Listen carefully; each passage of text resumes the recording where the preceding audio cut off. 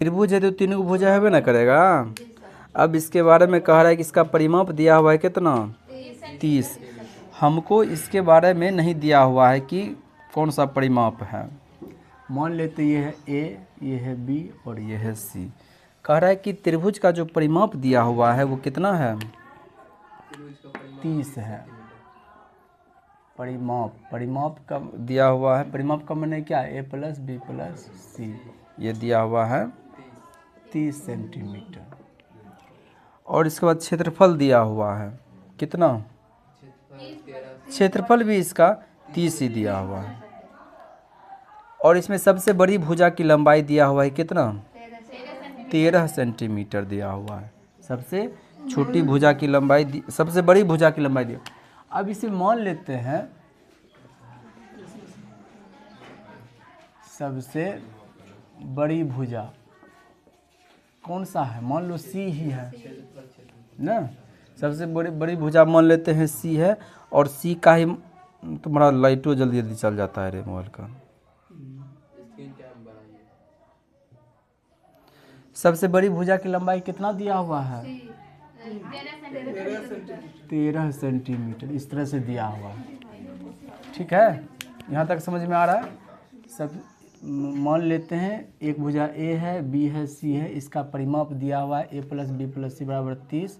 और मान लिए सबसे बड़ी भुजा है तुम्हारा सी, और सी का मान दिया हुआ है 13 सेंटीमीटर।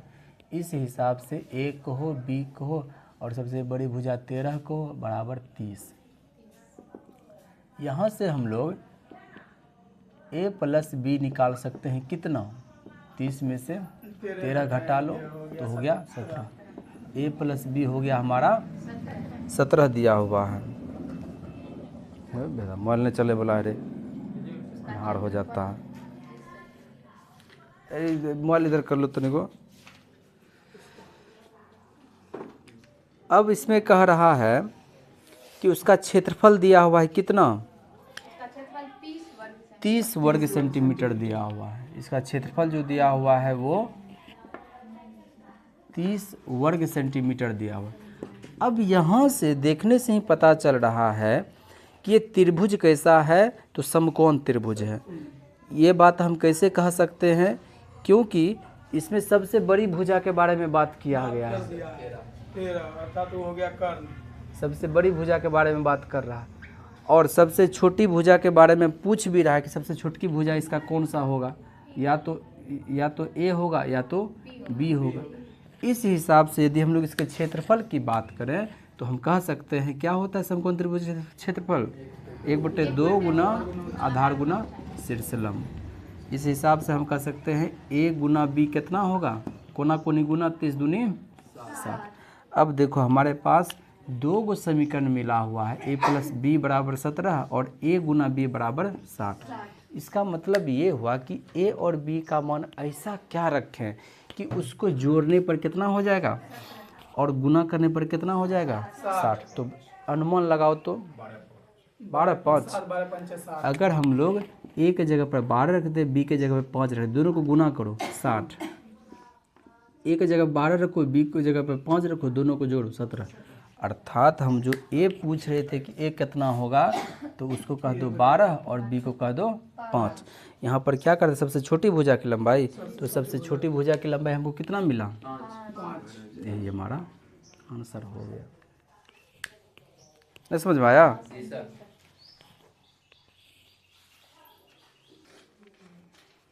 देखो 8 नंबर का सवाल क्या कह रहा है। 8 नंबर में कह रहा है कि समकोण त्रिभुज है। समकोण त्रिभुज बुझता है ना, ऐसा ही आकृति होगा समकोण त्रिभुज। समकोण त्रिभुज का मतलब है कि एक कोण क्या होना चाहिए, 90 डिग्री। और कह रहा है कि इसमें भी ए होगा, बी होगा और सी होगा। 3 भुजाएं हो तो होबे न करेगी जब त्रिभुज है तो। अब यहाँ पर एक बात याद रखना, 90 के जो सामने है वो क्या है, कर्ण है। और ए को मान लो लंब और बी को मान लो आधार। एक बात हम लोग जानते हैं क्या, कि कर्ण जो होता है वो लंब स्क्वायर और आधार स्क्वायर ऐसा होता है कि नहीं होता है, कर्ण बराबर। इस हिसाब से हम यदि चलें तो कह सकते हैं C बराबर रूट अंडर लंब का माने ए स्क्वायर, आधार का माने बी स्क्वायर, ऐसा कह सकते हैं ना। अब फिर से चलते हैं हम लोग एक नए बात पर। वो नया बात क्या है, तो कह रहे समकोण त्रिभुज का जो परिमाप है, समकोण त्रिभुज का जो परिमाप है सबसे छोटी भुजा का 6 गुना है। सबसे छोटी भुजा किसको मानना चाहता है? लंबे ए को ही मान लो, ए बी को ही मानना पड़ेगा। सबसे छोटी भुजा इसमें मान लेते हैं किसको? ए को। सवाल कह रहा है कि इस समकोण त्रिभुज का जो परिमाप है सबसे छोटी भुजा का कितना गुना है? 6 गुना है। और किसी भी आकृति का परिमाप हम लोग जानते हैं क्या होता है, उस आकृति की कुल लंबाई होता है ना। तो इसका भी परिमाप बोले तो ए बी प्लस सी, यही ना, ए प्लस बी प्लस सी बराबर 6a। अब जरा देखो इस C के जगह पर हम चाहें तो इसको नहीं रख सकते हैं क्या? सवाल थोड़ा सा टफ है लेकिन पूछ लिया, नहीं बन रहा है तो बताना पड़ेगा। C के जगह पर हम इसको रख रहे हैं ए स्क्वायर प्लस में बी स्क्वायर बराबर में 6a। अब जाकर के फिर से हम इसको उस तरफ लेके जाएंगे, इसको भी उस तरफ लेके जाएंगे, कुछ इस तरह से बनेगा ए स्क्वायर प्लस बी स्क्वायर, ये 6a, इसको उस तरफ ले माइनस ए माइनस बी ना। अब इसको उसी तरह से लिख दो, रूट अंडर ए स्क्वायर प्लस बी स्क्वायर बराबर में 6 में से 1 गया 5a माइनस बी। अब क्या करेंगे कि इसका स्क्वायर कर दो दोनों तरफ, आता है स्क्वायर करने के लिए ना। अब जब हम इसका स्क्वायर करेंगे दोनों तरफ तो आपको पता है कि ये स्क्वायर रूट आपस में कट जाएगा। अब इसका स्क्वायर करेंगे तो क्या होगा? 25a स्क्वायर प्लस में बी स्क्वायर, और उसके बाद फिर माइनस 2ab, 5 दूनी 10 ab। अब फिर से इसको उस तरफ लेके जाएंगे, इसको उस तरफ लेके जाएंगे, लेकिन इसको उस तरफ ले जाने की कोई आवश्यकता ही नहीं है, आपस में ये दोनों कट जाएगा। ये थोड़ी कटेगा। अब फिर जो है ये ए स्क्वायर भी उधर जाएगा ना, इसको उठा के इस तरफ लेके आ रहे हैं, इतना उठा के इस तरफ लेके आ रहे थे, क्या हो जाएगा? ये 10ab, और ये 25a स्क्वायर तो है ही, इसको उठा के इस तरफ लेके जा रहे हैं। तो इस हिसाब से हम देख रहे हैं 10ab बराबर में 24a स्क्वायर। अब देखो ए स्क्वायर का मतलब यहाँ पर क्या गो ए है, और यहाँ पर ए गो ए है, आपस में दोनों कट ना जाएगा। समझ में आ रहा है बात? यहाँ पर जो ए स्क्वायर लिखे हैं, ए स्क्वायर का मतलब यहाँ पर 2 गो ए है, तो एगो ए से ख़त्म हो जाएगा। अब 2 से काटो, बराबर में कटता है ना, 2 से काटो क्या बार में? 12 बार में। इसको 2 से काटो 5 बार में। तो हम क्या देख रहे हैं? 5b बराबर 12a। अब एक काम करते हैं हम लोग, कौन सा काम? 12 को इस तरफ भेज देते हैं और b को उस तरफ भेज देते हैं, तो क्या कुछ इस तरह से नहीं हो जाएगा? और b जाएगा उस तरफ तो कुछ इस तरह से हो जाएगा। बस असल चीज़ यही था। सबसे छोटी हो जाने का a बराबर कितना? 5, b बराबर 12 हो गया। असल चीज़ यही हमको करना था। अब हम लोग चलते हैं यहाँ पर, हमसे सवाल क्या पूछा गया है? भुजाओं का अनुपात, यानी a अनुपात b अनुपात c, ये ना पूछा है। a कितना आया है हमको? 5। बी कितना आया है 12, सी तो हमको पते नहीं है, लेकिन ए और बी का मान इसमें रख करके सी निकाल सकते हैं। तो चलो यहाँ से हम लोग ए और बी का मान रख देते हैं इसमें, रूट अंडर ए स्क्वायर का मतलब 5 का स्क्वायर कितना होता है प्लस बी का स्क्वायर का मतलब कितना होता है 144, दोनों को जोड़ देंगे तो कितना होगा, क्या होता है कितना हुआ ये 13, तो सी का मान कितना आ गया, यही हमारा हो गया आंसर।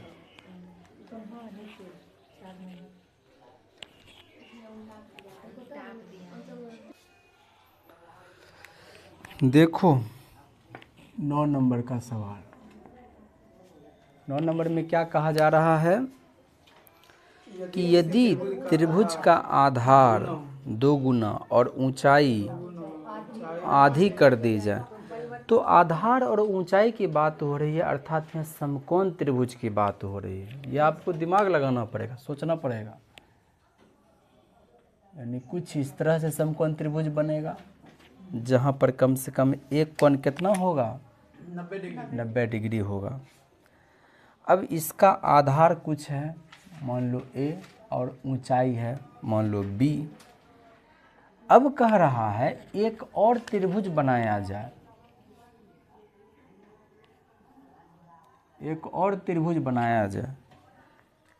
उस त्रिभुज की खासियत क्या कह रहा है, आधार दूना कर दिया जाए, ये आधार है ना इसको दूना कर दिया जाए और ऊंचाई आधी कर दी जाए, b को जो है ना आधे कर दिया जाए, ना हो गया आधा। 2 गुना का मतलब 2 से गुना सटा दीजिए, आधी का मैंने 2 से भाग लगा दीजिए, 12 का आधा यानी 12 में 2 से भाग लगा देंगे, है ना।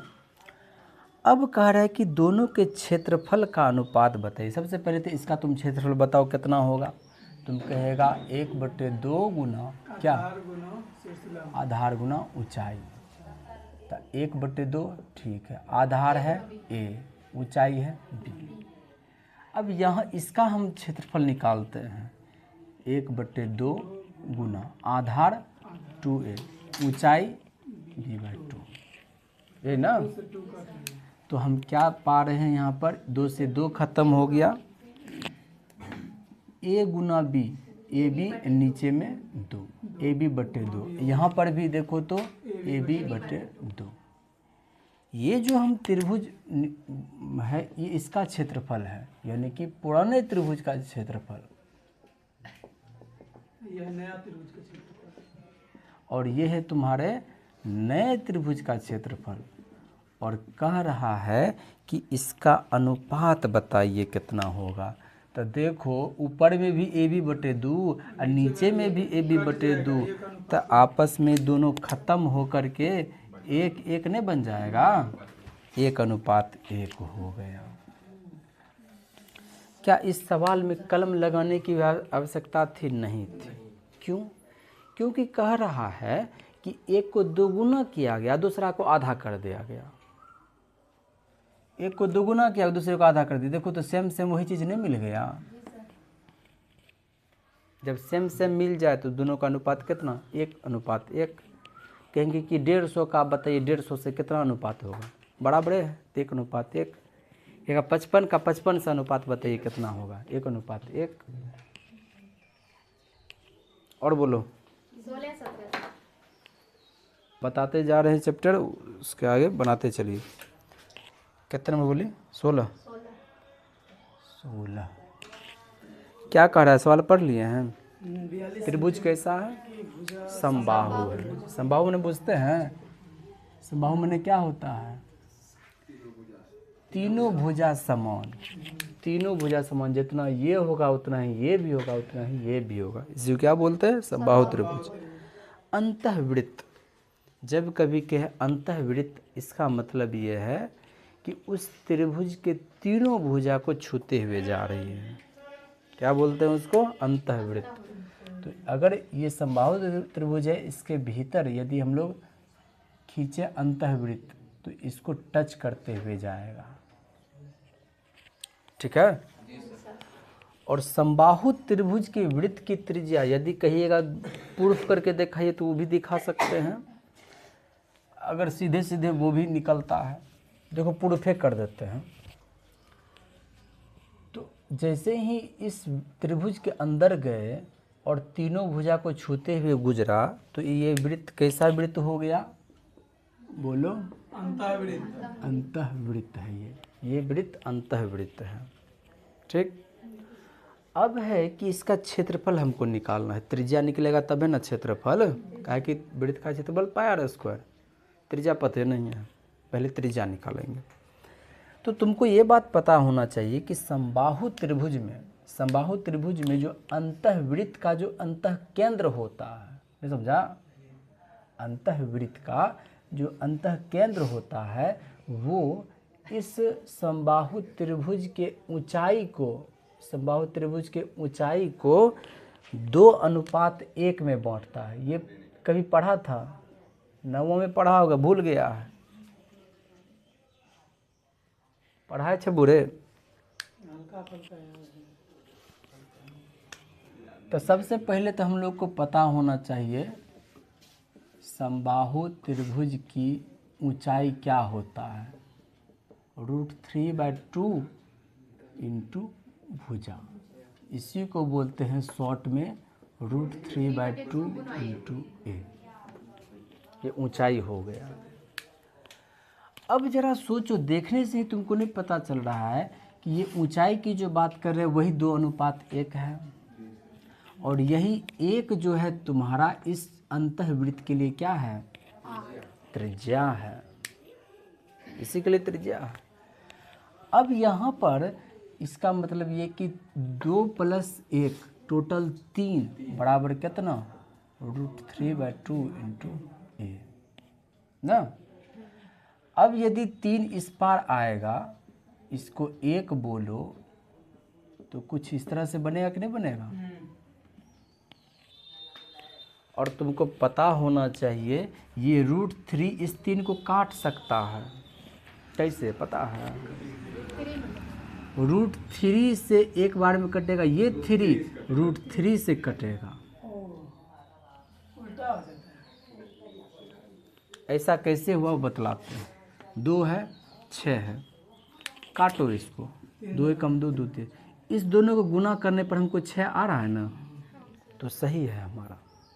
अब सवाल है कि ये बात यहाँ कैसे अप्लाई हो रहा है।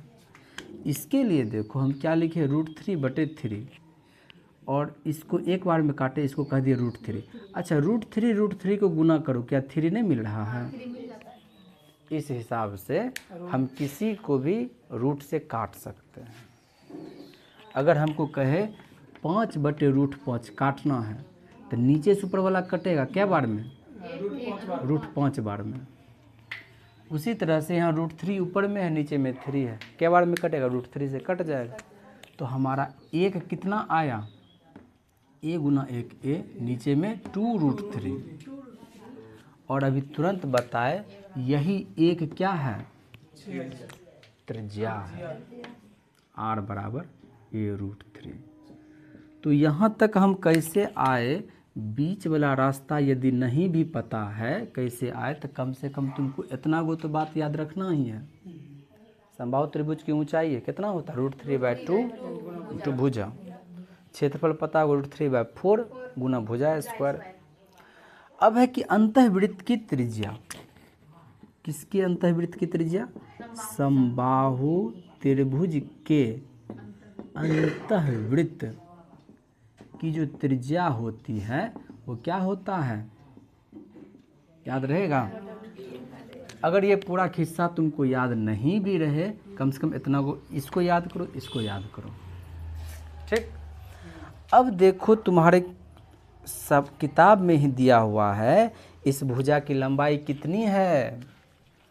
42। ये जो देख रहे हैं 42 है, ये जो देख रहे हैं 42 है, ये जो देख रहे हैं 42 है। यानी a का मान दिया हुआ है कितना है? 42/2√3। अब 2 से 42 कटेगा ना, क्या बार में? 2 कम 2 काटो, 21 बार में इसको काटो, तो क्या मिला तुमको 21/√3 है ना। अब उसको काट सकते बिल्कुल कटेगा। हर का परिमीकरण पढ़ा है कि नहीं पढ़ा है? थेल्स पर में कौन सी बोल रहा है रे? √3/√3। तो यहाँ से तुमको पता है कितना निकलेगा? 3 आएगा। दोनों पर टोपी चढ़ा है, 2 टोपी वाला मिल जाए तो दोनों का टोपी हट जाता है। तो यहाँ पर 3 से काटेंगे, 3 एकम 3, 3 सते 21। तो हम जो त्रिज्या खोज रहे थे वो कितना आया? 7√3। अब इसका पूछ रहा है क्षेत्रफल, तो अब क्षेत्रफल नहीं निकल जाएगा, निकाल दो ना, खत्म। अब इतना वो बात के लिए मुख्य बात तुम्हारा ये था, अब इस बात के लिए इसको हम डिस्कस किए। तो घर में जा कर के बढ़िया से इसके बारे में सोचेगा तो समझ में आ जाएगा। हाँ, अर्धवृत्त का क्षेत्रफल, समबाहु त्रिभुज के अंतःवृत्त का क्षेत्रफल, ये अंतःवृत्त का क्षेत्रफल πr² है। पाई के जगह पर हम लोग 22/7 रखेंगे। r को 2 बार लिखेंगे, 7√3 गुना 7√3। आपको पता है नीचे के 7 से ऊपर का 7 खत्म, ये √3 तो एगो 3 हो जाएगा। 7 या 21, 21 और 22 को गुना करेंगे, 22 से कम 22, 22 दूनी 44, 2 46, 462 सेंटीमीटर है क्या? सेंटीमीटर है तो सेंटीमीटर स्क्वायर, 462 सेंटीमीटर स्क्वायर। अब इस सवाल को देखने से लग रहा है कितना लंबा हो गया, कुछ नहीं है सवाल। घर पर जाकर खूब बढ़िया से एक बार देख लेना, कुछ भी नहीं है।